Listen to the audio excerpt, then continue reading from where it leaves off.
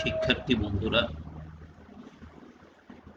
আশা রাখি যে যেখানে আসো ভালো আছো। ফেসবুক লাইভ ক্লাসে স্কিল পোর্টাল পেজের 16তম ক্লাসে তোমাদের সবাইকে স্বাগতম জানিয়ে আজকের লেকচার শুরু করছি। আমি Mohammad Sakhawat Hossain, chief instructor computer, Khulna polytechnic institute, Khulna.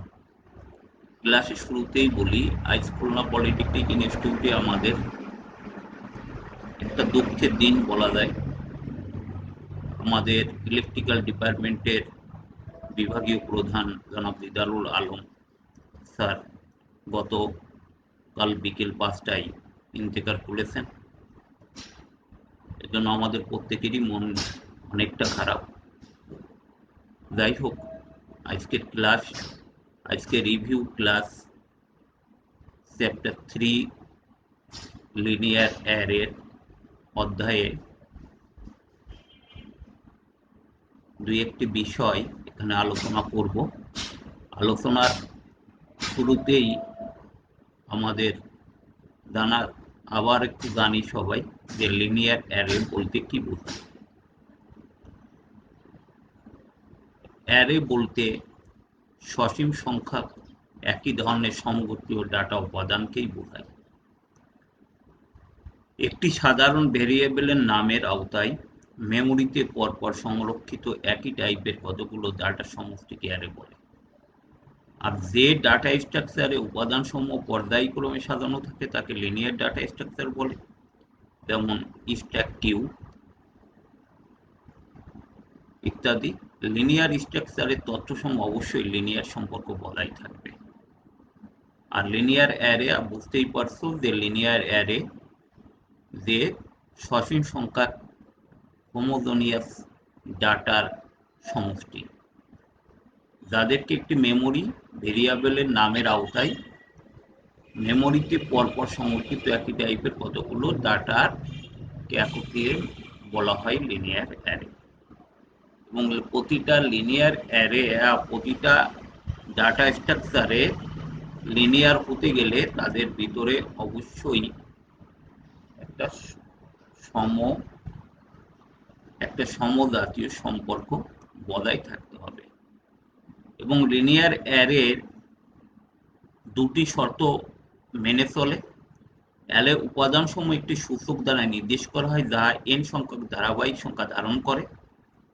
আর অ্যারে উপাদানসমূহ সংরক্ষণের জন্য পরস্পর সংলগ্ন মেমোরি লোকেশন নির্ধারিত হয়। এই দুইটা শর্ত যদি মেনে চলে তখন তাকে আমরা লিনিয়ার অ্যারে বলবো। অর্থাৎ অ্যারের উপাদানসমূহ একটি সূচক দ্বারা নির্দেশ করবে, আর অ্যারে উপাদান সমূহকে সংরক্ষণের জন্য পরস্পর সংলগ্ন মেমোরি লোকেশন নির্ধারিত হয়। এই লিনিয়ার অ্যারে সাধারণত দুইটাই লিনিয়ার অ্যারে, আমরা অ্যারে বলতে দুই টাইপের অ্যারেকে বোঝাই। একটা হচ্ছে লিনিয়ার অ্যারে আর একটা হচ্ছে মাল্টি ডাইমেনশন অ্যারে। অর্থাৎ লিনিয়ার অ্যারেতে একমাত্রিক একমাত্রিক অ্যারেকে আমরা সাধারণত লিনিয়ার অ্যারে বলি। আর যদি একাধিক সাবস্ক্রিপ্ট ব্যবহার করা হয় তখন সেটাকে আমরা মাল্টি ডাইমেনশন অ্যারে বলি। এবং মাল্টি ডাইমেনশন অ্যারেকে কখনো লিনিয়ার অ্যারে বলা হয় না। লিনিয়ার অ্যারে সর্বদাই এক অর্থাৎ একমাত্রিক, অর্থাৎ অন সাবস্ক্রিপ্ট ব্যবহার করে যে অ্যারেটা ব্যবহার করে সেটা হচ্ছে লিনিয়ার অ্যারে। এই লিনিয়ার অ্যারে মেমোরিতে কিভাবে অ্যালোকেট হয় এই জিনিসটা আমরা একটু জানার চেষ্টা করি। ল্যাঙ্গুয়েজের উপর ভিত্তি করে অ্যারেকে দুইভাবে মেমোরি স্পেস অ্যালোকেট হয়। একটা হচ্ছে স্ট্যাটিক মেমোরি অ্যালোকেশন, একটা dynamic memory allocation. Static memory অ্যালোকেশনটা কি? কোনো ল্যাঙ্গুয়েজ যেমন প্যাসকেল এবং ফোরট্রান কম্পাইল করার সময় স্ট্যাটিক্যালি মেমোরি অ্যালোকেট হয়। এ কারণে প্রোগ্রাম নির্বাহের সময় অ্যারের সাইজ ফিক্সড থাকে। এই পদ্ধতিকে বলা হয় স্ট্যাটিক মেমোরি লোকেশন। অর্থাৎ অ্যারের সাইজ যদি স্থির থাকে বা নির্দিষ্ট থাকে তখন তাকে বলা হয় স্ট্যাটিক্যালি স্ট্যাক মেমোরি লোকেশন। আজ যদি এই প্রোগ্রাম চলাকালীন ডাটা সংরক্ষণ ও ব্যবহারের জন্য প্রয়োজনীয় নিজেদের প্রয়োজনে যদি যে কোনো সংখ্যক মেমোরি যদি আমরা অ্যালোকেট করার প্রয়োজন হয়, তখন সেটা আর অ্যারে সাইজটা ফিক্স থাকে না, তখন সেটাকে বলে ডাইনামিক মেমোরি লোকেশন। এখানে সংজ্ঞা আকারে যদি বলি, কিছু কিছু ল্যাঙ্গুয়েজ যেমন সি তে মোট কয়েকটি ডাটা সংরক্ষণ করতে হবে তা পূর্বে জানিয়ে দেওয়ার বাধ্যবাধকতা নাই, এবং প্রোগ্রাম চলাকালীন সময় ডাটা সংরক্ষণ ও ব্যবহারের জন্য নিজেদের প্রয়োজন অনুযায়ী মেমোরি অ্যালোকেট হয়। এই পদ্ধতিকে বলে ডাইনামিক মেমোরি অ্যালোকেশন। আমরা লিনিয়ার অ্যারেকে কিভাবে মেমোরিতে উপস্থাপন করা যায়, এটা আমরা আজকে যে এই অধ্যায় ভিত্তিক লেকচারে ডিটেলস আলোচনা করছিলাম, এই জন্য আজকে আর এই টপিকসটি আমি এখানে আলোচনা করছি না, আমি পরের স্লাইডে যাচ্ছি।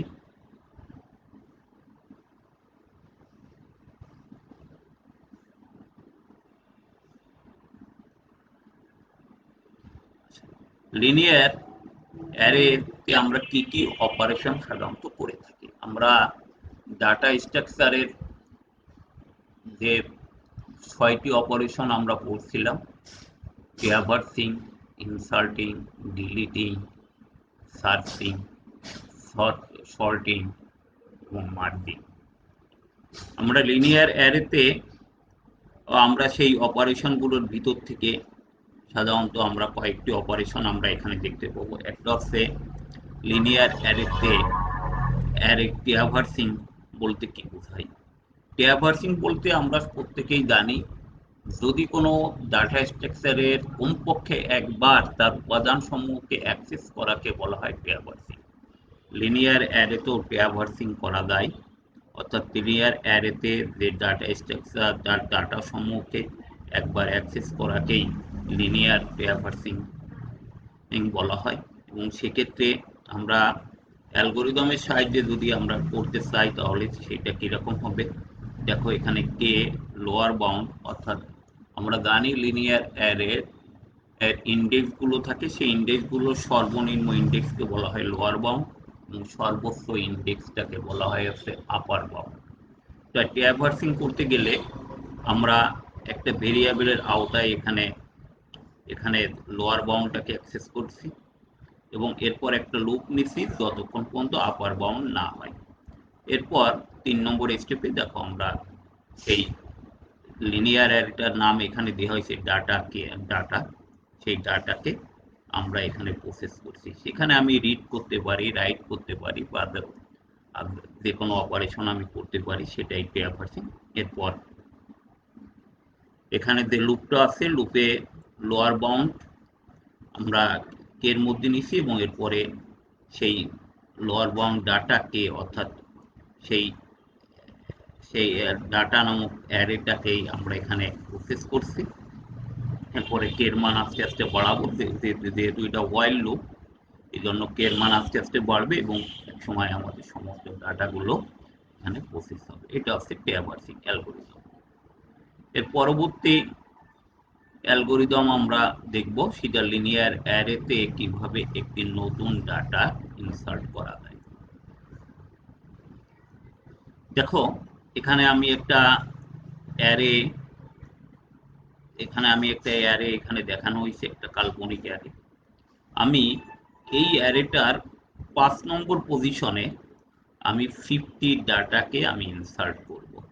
তাহলে অ্যারে 50 নম্বর ডাটায় দেখো এখানে 50 ডাটাটা, অর্থাৎ আইটেম হচ্ছে আমার 50, পজিশন হচ্ছে 5। এই 50 আইটেম ডাটাটা আমাদের এই 5 নম্বর পজিশনে ইনসার্ট হচ্ছে এবং 5 নম্বর, এবং এরপরে দেখো অ্যারে সাইজটাও বেড়ে গেছে, অর্থাৎ 11। আগে ছিল 10টি ডাটা, এখন 11টি ডাটা। এবং অটোমেটিক্যালি দেখো এখানে 5 জায়গায় 5 থেকে আবার এখানে শুরু হয়েছে, 1 থেকে 4 পর্যন্ত ছিল পূর্বে, দেখো 1 থেকে 4, এরপর 50 ডাটাটা এখানে আসছে এবং 5 থেকে আবার এখান থেকে শুরু হয়ে এটা শেষ হচ্ছে। এখন এটা আমরা গ্রাফিক্যালি দেখলাম, কিন্তু আমরা এটাকে অ্যালগোরিদমের সাহায্যে যদি আমরা এটাকে দেখতে চাই, তাহলে দেখো এখানে ইনসার্ট নামক একটা প্রসিডিউর আমরা এখানে ব্যবহার করছি। এখানে LA অর্থাৎ লিনিয়ার অ্যারে এন হচ্ছে তার আর কতগুলো ডাটা আছে সেটা, এটা হচ্ছে কোন পজিশনে আমরা ইনসার্ট করব, যেহেতু আমার ডাটা ইনসার্ট করতে গেলে পজিশন লাগবে, এবং নতুন যে ডাটাটা ইনসার্ট করা হবে সেই ডাটাটার নাম আমরা এখানে দিচ্ছি আইটেম, অর্থাৎ আইটেম হচ্ছে নতুন ডাটা, কে হচ্ছে কোন পজিশনে আমরা ইনসার্ট করব, এনটা হচ্ছে যে কতগুলো উপাদান আছে, আর যে অ্যারেতে আমরা ইনসার্ট করব সেটা এল এ। শুরুতেই স্টেপের মধ্যে আমরা যে নামক ভেরিয়েবলে এনটাকে আমরা সেট করে নিব, কারণ এনটাকে আমরা কখনোই হাত দিব না যতক্ষণ মূল এসে, এই জন্য আমরা এখানে একটা ভেরিয়েবলের ভিতরে এনটাকে অ্যাসাইন করে নিচ্ছি। এরপর 3 এবং 4 নম্বর স্টেপকে একটা লুপের ভিতরে নিচ্ছি, অর্থাৎ অ্যারের একেবারে শেষ ইন্ডেক্সের ডাটাকে এক ঘর নামাই দিব শেষ। এই জন্য দেখো ইন্ডেক্স যদি এন থাকে তাহলে এল এ এন প্লাস ওয়ান অর্থাৎ জে প্লাস ওয়ানে আমি নিয়ে আসবো তার পূর্বের ডাটাটা, অর্থাৎ এটা ব্যাক ট্র্যাকিং হবে এবং জের মান আস্তে আস্তে কমবে, এবং এক সময় কতক্ষণ পর্যন্ত এটাকে এই লুপটা চলবে, জের মান যতক্ষণ তার পজিশনের সেইটি ছোট বা সমান না হয় ততক্ষণ পর্যন্ত এই লুপটা চলবে, এবং ডাটাগুলো পিছন থেকে আস্তে আস্তে সরতে থাকবে।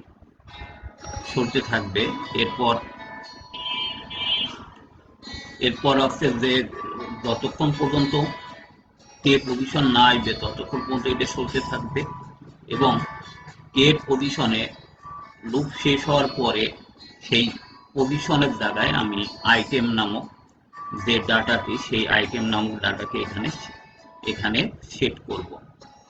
এবং যেহেতু আমার আগে এসে দেখছো যে যেহেতু আগে 10টি থাকলে এরপরে ডাটা ইনসার্ট করলে একটি ডাটা বেড়ে যাবে, সেই জন্য অ্যারে সেই লেন্থটা অর্থাৎ লেন্থটাকে আমরা 1 বাড়িয়ে দেব, n = n+1 এবং এক্সিট। এভাবে আমরা অ্যারেতে আমরা ডাটা ইনসার্ট করতে পারি। এখানেও দেখানো হয়েছে লিনিয়ার অ্যারেতে এই যে অরিজিনাল অ্যারে ছিল এগুলো এমটি সেল। এরপরে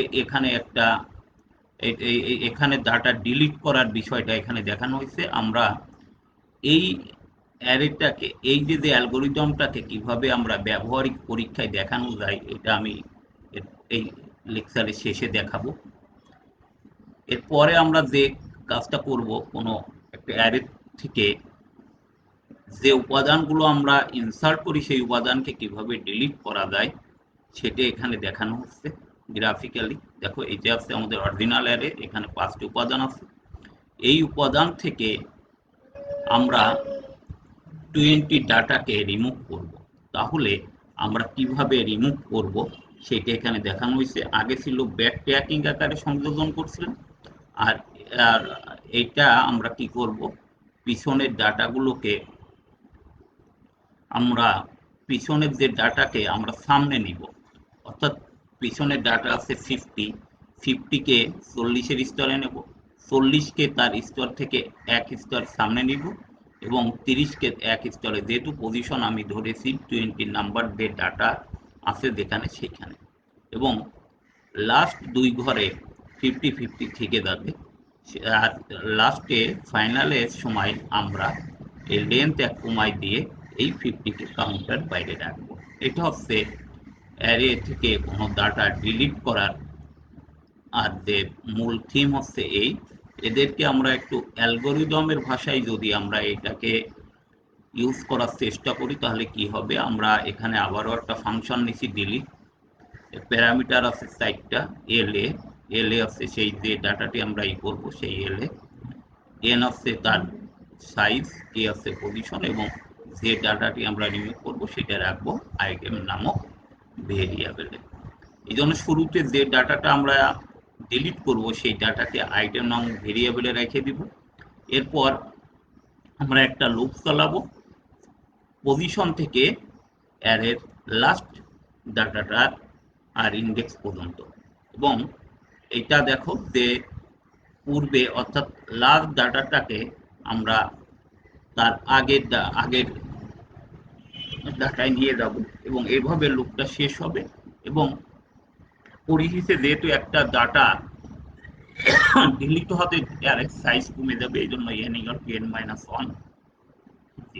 এই অ্যালগোরিদম অনুযায়ী আমরা যদি যে কোনো অ্যারে থেকে, লিনিয়ার অ্যারে থেকে যে কোনো ডাটা আমরা ডিলিট করতে পারব। অ্যারের সংযোজন এবং এই বিয়োজন, এই দুটো আমরা প্র্যাকটিক্যালি আমরা আজকে করার চেষ্টা করব।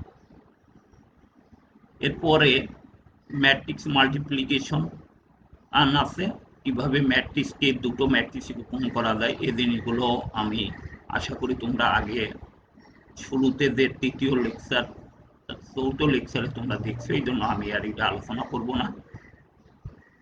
এখানে অ্যালগোরিদমটাও দেওয়া আছে, তোমরা এই স্লাইডটা ভালো করে দেখবে। এরপরে আছে অ্যারে অফ পয়েন্টার, অর্থাৎ অ্যারেকে পয়েন্টার আকারে কিভাবে রিপ্রেজেন্ট করা যায়, এটা তোমরা আমি আগে দেখাইছি, এই জন্য আমি আজকে এটা আলোচনা করব না। সরি, এখানে নতুন যে জিনিসটা তোমাদের কাছে পারে সেটা হচ্ছে জাস্ট অ্যারে। জাস্ট অ্যারে কি? A just array is more flexible in sizing the array, অর্থাৎ একটা just array more flexible in sizing the array, অর্থাৎ অ্যারের সাইজটাকে যদি আমরা ফ্লেক্সিবল করতে পারি তখন সেটাকে বলে jagged array. With a jagged array every row can have a different size, এবং জাস্ট অ্যারেতে প্রতিটা রোর যে অ্যারে সাইজটা ভিন্ন ভিন্ন থাকে। অর্থাৎ এখানে যেমন দেখো, ইন্টেজার দিয়ে জাস্ট নামক নিউ একটা অ্যারে আমরা জাস্ট অ্যারে কল করেছি, এবং এখানে দেখো এক এক রোতে তোমার সাইজ ভিন্ন। যেমন প্রথম রোতে আছে আমার দুইটি ডাটা, সেই জন্য আমি লিখছি ইন্টেজার 2 অর্থাৎ 1 2, এখানে দুইটা ডাটা আছে। পরেরটাই দেখো লিখছি 6টা অর্থাৎ 6টি ডাটা এখানে আছে, এবং পরে আবার লিখছি তিনটা ডাটা। এখানে কিন্তু সাইজ ভিন্ন ভিন্ন, যেহেতু ইন্টেজার সাইজ, যেমন প্রথম রোতে টোটাল জায়গা দখল করবে 4, 2 2 4, এখানে 10 বাইট, এখানে 6 বাইট। এভাবে জাস্ট অ্যারে আমরা অ্যারের সাইজটাকে যদি ফ্লেক্সিবল করতে পারি তখন সেটাকে আমরা বলবো জাস্ট অ্যারে। এখানেও দেখানো হয়েছে উদাহরণ আকারে, অর্থাৎ যে এই যে অ্যারে 4 এই ঘরটা ফাঁকা রাখছি, এই ঘরটার অর্থাৎ সাইজ আমাদের যেভাবে দিব সেইভাবে আমাদের অ্যারের উপাদানগুলো আমরা ইনসার্ট করতে রাখতে পারবো ডাটাতে। এটা একটা জাস্ট অ্যারে। যে 0 3, তার মানে এখানে 3টে ঘর নিবে। এখানে 1 2 অর্থাৎ 1 নম্বর ইন্ডেক্সে তোমার এখানে 2 ডাইমেনশন অ্যারে হিসেবে দেখানো হয়েছে। এখানে জাস্ট অ্যারে জিনিসটা, অর্থাৎ অ্যারের সাইজটাকে আমরা এখানে ফ্লেক্সিবল করতে পারি। আমি রিভিউ ক্লাসে প্রতিটা অধ্যায়ের কিছু সাজেশন দিয়ে থাকি, আজও কিছু সাজেশন এখানে দিয়ে দিলাম তোমাদের জন্য, তোমরা এই জিনিসগুলো প্র্যাকটিস করবে। সবচেয়ে বড় কথা, তোমরা বইটা ভালোভাবে দেখবে, এবং আমার যে প্রেজেন্টেশনটা তুমি ভালোভাবে যদি দেখো তাহলে তোমাদের প্রায় 90% সলভ হয়ে যাবে। আর বই থেকে আর একটু দেখলেই আশা করি প্রত্যেকের পরীক্ষার প্রিপারেশনটা অনেক ভালো হবে। এখানে কিছু অতি সংক্ষিপ্ত বর্তমান দেওয়ার চেষ্টা করছি। লিনিয়ার অ্যারে বলতে কি বোঝায়, লিনিয়ার অ্যারের শর্তসমূহ লিখো। স্ট্যাটিক ও ডাইনামিক মেমোরি লোকেশন বলতে কি বোঝায়, লিনিয়ার অ্যারেকে কিভাবে মেমোরিতে উপস্থাপন করা যায়। এই প্রশ্নটা তোমাদের জন্য খুবই গুরুত্বপূর্ণ। লিনিয়ার অ্যারে ট্র্যাভার্সিং অ্যালগোরিদম লিখো।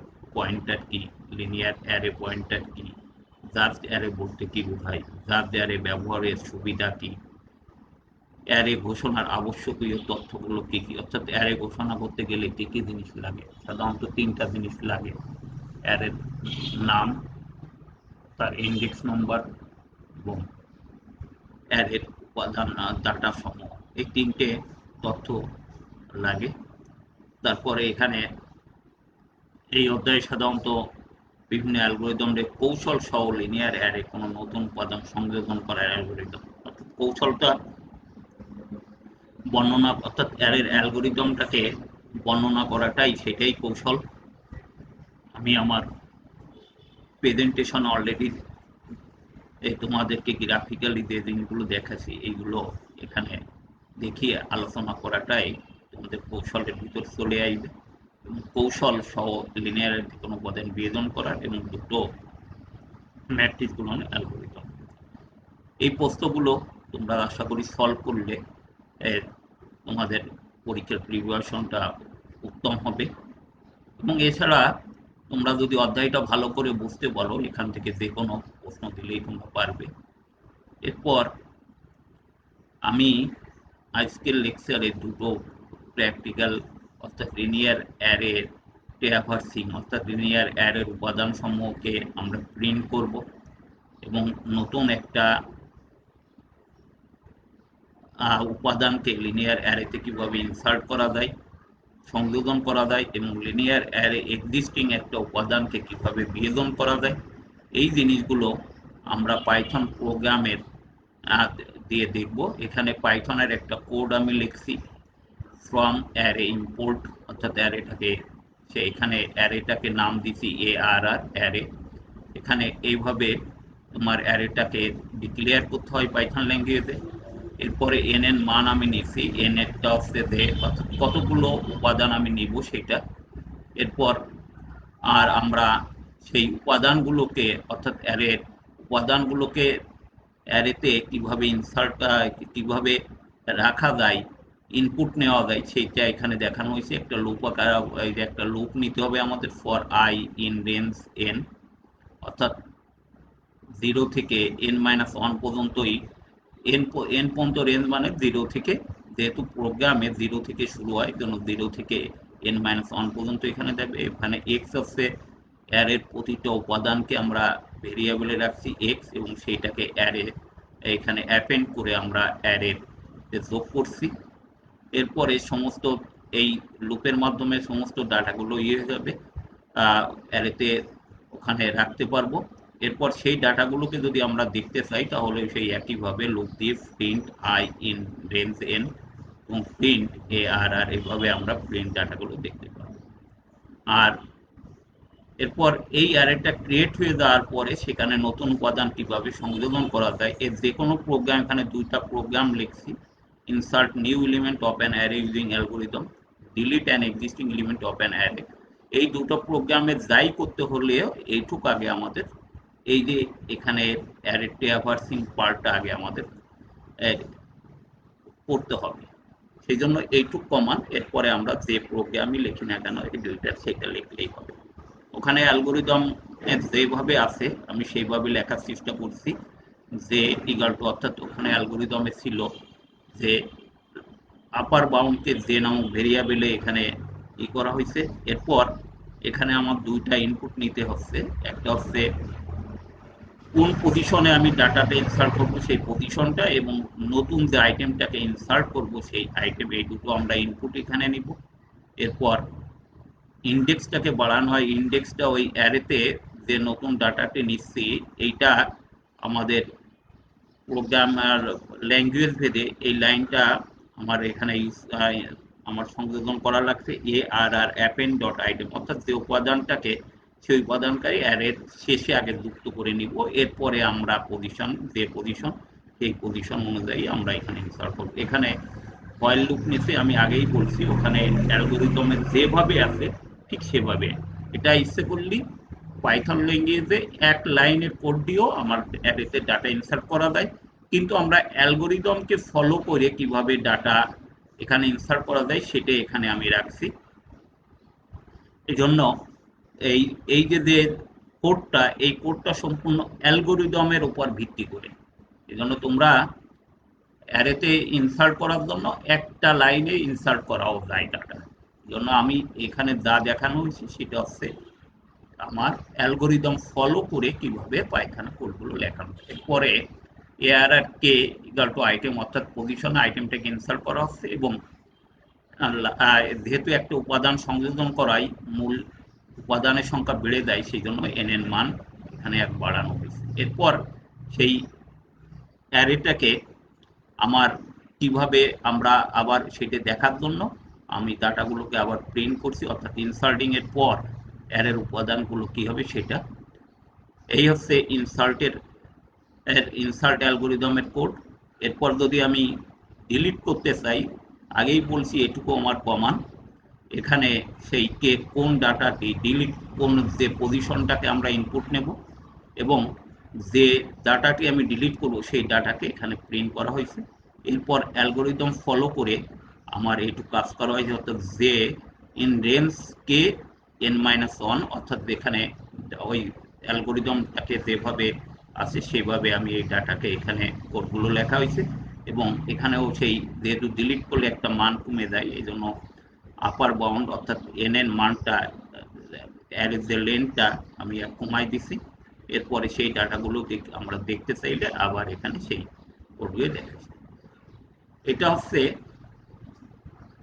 এটা হচ্ছে আমার পাইথনের কোড এবং এখানে একটা স্যাম্পল আমি আউটপুট এখানে দেখানো হয়েছে, অর্থাৎ আমি যদি ওই প্রোগ্রামটাকে রান করি তাহলে এরকম আসবে হাউ মেনি ডাটা।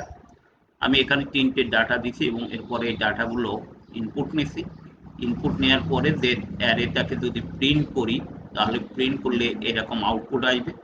এরপর আমি যদি ইনসার্ট অ্যালগোরিদম ইউজ করি তাহলে ইনসার্ট পজিশন, আমি 1 নম্বর পজিশন অর্থাৎ অ্যারের 1 নম্বর ইন্ডেক্সে আমি এই পজিশনে 25 নম্বর ডাটাতে আমি করব, তাহলে আবার ওই অ্যালগোরিদম ব্যবহার করার পরে আমার এই পজিশন যাবে। দেখো আগে ছিল 3টা ডাটা 0 থেকে 2 পর্যন্ত, এখন 0 থেকে 3 পর্যন্ত, এবং দেখো 1 নম্বর পজিশনে এসে 25 আসছে এবং 1 নম্বর পজিশনের পর থেকে 2-3 নম্বর পজিশনে চলে যাবে বাকি ডাটাগুলো সেখানে।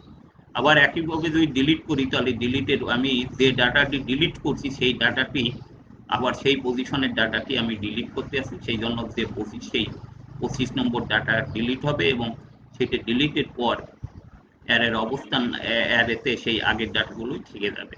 এভাবে আমরা পাইথন কোড ব্যবহার করে ব্যবহারিক ক্লাসে লিনিয়ার অ্যারে এই ডাটা অ্যালগোরিদম ব্যবহার করে কিভাবে আমার অপারেশনগুলো করা যায় আমি এখানে দেখানোর চেষ্টা করছি। আমি এই পাওয়ার পয়েন্টের স্লাইডের থেকে এখন বিদায় নিচ্ছি। আমি একটু দেখি পাইথন প্রোগ্রামের সেইটা দেখানোর চেষ্টা করি তোমাদের। এখানে আমি পাইথন প্রোগ্রাম দেখো পাইথন প্রোগ্রামের মডিউল ব্যবহার করে আমি ওই যে এটা লিখছি সেই জিনিসটাকে এখানে এভাবে আমরা লিখব। এটাকে যদি আমি রান করি তাহলে দেখো অলরেডি ওভাবে তুমি দেখতে পারবো আমি একইভাবে দিলাম হাউ মেনি ডাটা, কতগুলো ডাটা আমরা ইনসার্ট করব।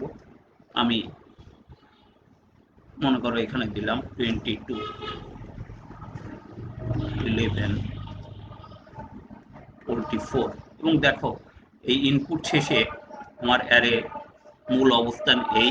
এরপর আমি ইনসার্ট পজিশন, কোন পজিশনের ডাটাকে আমরা করব, আমি যদি দিয়ে দিই 1 নম্বর পজিশনের ডাটাটা ইনসার্ট করব তাহলে সেখানে কোন ডাটাটি আমি দিব, মনে করো আমি দিলাম 100, যাতে বোঝার সুবিধার্থে সেই 100 ডাটা দেখো এখানে অলরেডি ইনসার্ট। এখন মনে করো আমি 2 নম্বর পজিশনের 11 ডাটাতে আমি করব, তাহলে আমি পজিশন 2 দিলাম। 2 নম্বর পজিশনে দেখো 11 ডাটাটি আমার ইনসার্ট হবে এবং দেখো এখন কিন্তু 11 আর নাই। এভাবে পাইথন প্রোগ্রামের সাহায্যে আমরা অ্যালগোরিদম ব্যবহার করে এভাবে কোড লিখে করতে পারি।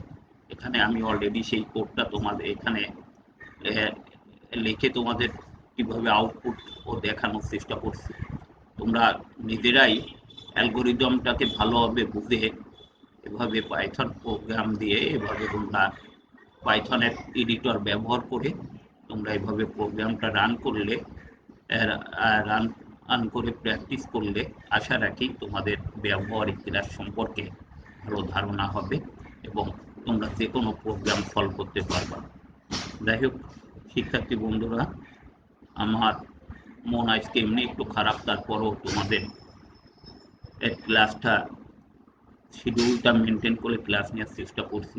যদি ক্লাসে কোনো যদি বুঝতে অসুবিধা হয় বা সমস্যা হয় তা আমাকে মেল করো।